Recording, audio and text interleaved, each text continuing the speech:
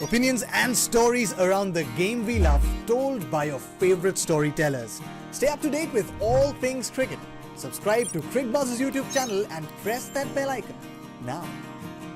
Now, most times, when a team that is picked is predictable, it's actually a good sign because it means that the team is stable, that people know their roles, that you're pretty happy with what people are doing. And from that point of view, there was absolutely no surprise as far as I was concerned.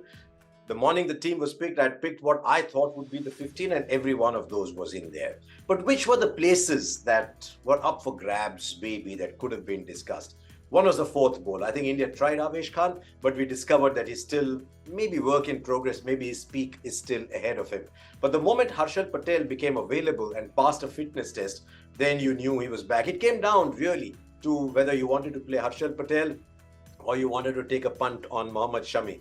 I think somewhere Mohammad Shami's high economy rate in T20 internationals might have gone against him, though I'm aware that you look at economy rates in the light of the role that you assigned to you, and if Shami was picked in the side, he would almost certainly, like Bhuvneshwar Kumar, have bowled his overs out early, because with Arshdeep, with Harshal and with Bumrah, you have someone to bowl at the death. I'm a little intrigued by Shami being in the standbys. You know what he has to offer. But can you imagine you're in Australia, suddenly one morning you discover you need a quick bowler, one of your bowlers injured, you've got someone of the caliber of Shami to call upon. So that was the one decision that had to be taken. I think Arshdeep, by the manner in which he bowled those last overs, said he's ready to play on the big stage. So what the arrival of Arshdeep and Bumrah does is it ensures that Bhuvneshwar bowls up front, where his economy rate and strike rate are fantastic, and you don't need him to bowl the end overs. Who was the third spinner going to be? I thought Bishnoi did a fantastic audition in the game against Pakistan, but I think they just went with a little more experience, bigger grounds, the finger spinner can come in, and you want a little bit more batting at the end, and I think that's what tilted the scales in Ashwin's favour. Chahal was always going to be there. You wanted the extra batting in the left arm spin of Akshar Patel. The only thing they could have done was to pick a fifth seamer, someone like a Mohammad Shami, and only take two spinners. But the thinking is very clear. When Hardik is fit and available, you're playing four seamers anyway, then you can pick two spinners. I think India have made up their mind that they're going to play two spinners over there. I'm a little bit concerned still with the fact that Hardik Pandya is missing games. I would have liked the best combination ideally to play all 6 games, so that the captain is aware of who's likely, who's best bowling in what situations, in what conditions. There's a rhythm, there are certain patterns that come in, but now that's not going to happen because both Arshdeep and Bhuvneshwar apparently need some conditioning work. I'm a little concerned with Pandya, especially because there are 2 other fast bowlers coming back from injury, so keep an eye out on fitness levels.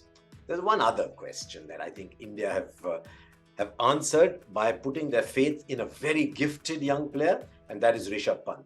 Should India have just picked Dinesh Karthik, picked another batsman and used KL Rahul as a reserve player? Because they've tried Rishabh Pant in different roles. I think it's pretty clear he's not going to be top 3. Surya is going to be top 4. So they've gone in with Rishabh Pant's promise and said, look, he's done it before and in different formats at different levels. So they've gone in with the left-handedness and the extraordinary promise of Rishabh Pant. I'm very happy that they've kept faith with Deepak Hooda.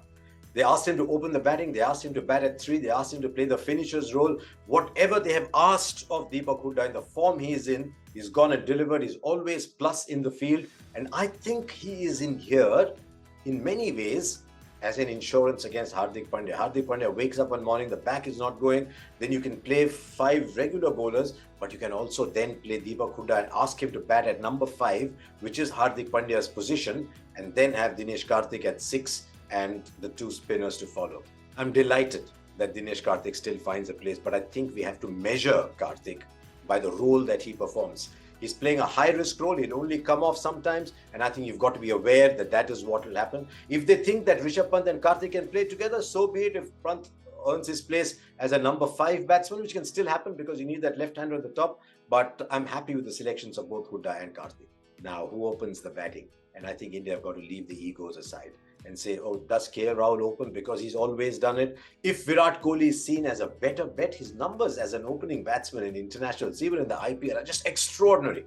And so if the team management thinks, look, Virat has to open, then he must open. Sometimes you change positions because somebody can play well at number 3 as well. But I think Virat Kohli as an opener just goes and sets the pace. And this is not any slight on KL Rahul. So that's the other big decision to be taken. Where does Virat Kohli bat? And I hope these 6 games and the warm-up games allow you to come to that conclusion, because there is no easy start, and you're not playing an A2 qualifier up front, you're playing Pakistan up front, and that means you must know your formations. The one thing I will tell you though is there's 40 days to go before the start of that game. There's a lot that can happen in those 40 days. You've got these 6 games and the warm-up games, but I think India have got to believe they've picked the best possible side. The Sanju Samson might think I should have been in there. A Shreyas Iyer or a Mohammad Shami might think I should have been in there. I think a Jadeja would have strengthened the team. But I think all those moments are past. I think this is now, all things considered, the best team that India could have put out in the park. What I will say